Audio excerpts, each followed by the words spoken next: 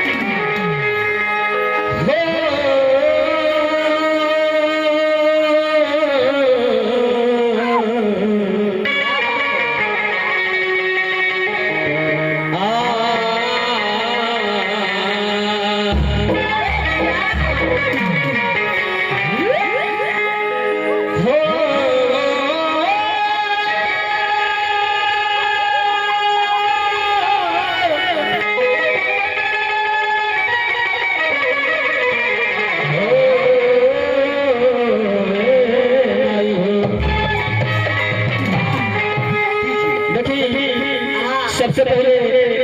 कलाकार के नियम भैया कि हमने के सबसे पहले माता जागरण गाई जा ओकरा बाद में जवन बात बाजी तो देखी असही एक भक्त भाई से गुहार करता का कि ओम जयंती मंगला काली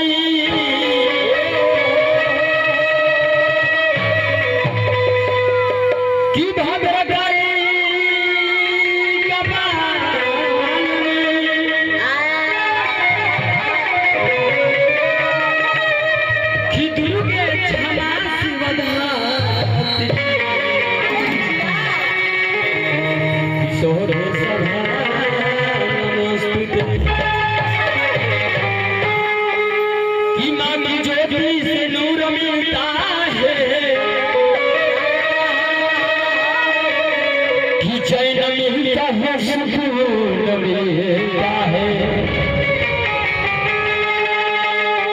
जो भी जाए मैया के द्वार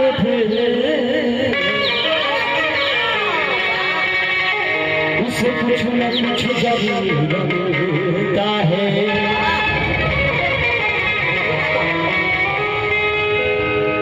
भक्त माई के गुहारा था कहा तक हे माई माई हम आज घर में पाल रखले बानी और रउआ आई है आई कुआ तो पहले तो देखी भैया क्या कहता हरी हरी हरी हरी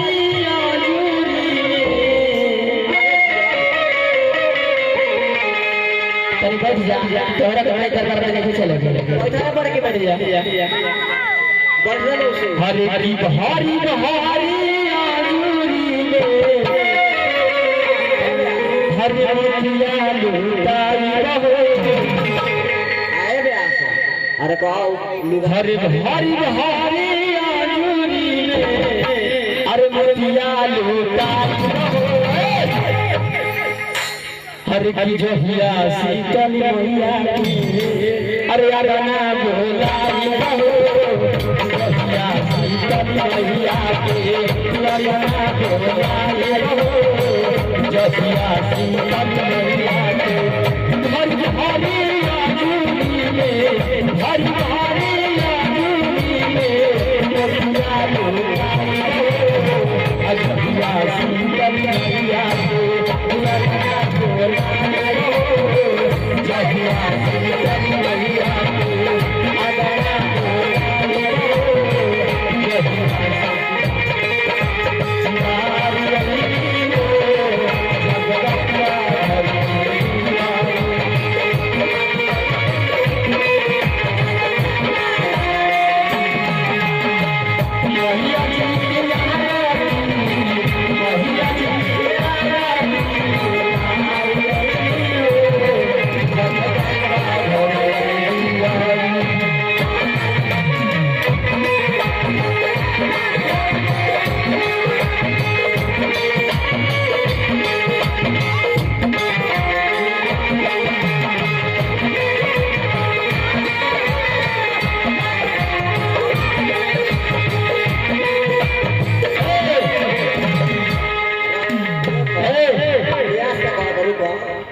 प्रयास के बाद 20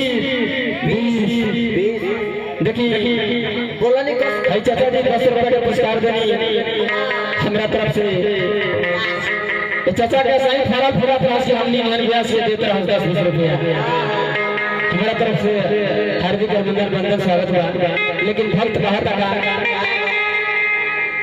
हरि हरि लाला चुनरी लाला गोटा अरे लाला एकरा पे मुंडी मारे के बा हमनी के अपना में इनके से नीचे निपटे के अपने नाम के देख लेवे के बा हरि हरि लाला चुनरी लाला गोटा लाला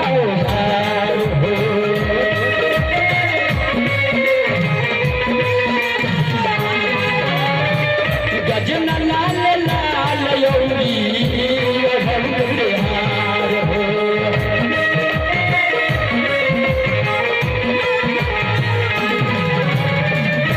लाल चुनरी लागे बेटा लाल काओ हार हो गजन लाल लाल लाले भक्त बिहार भक्त का कहता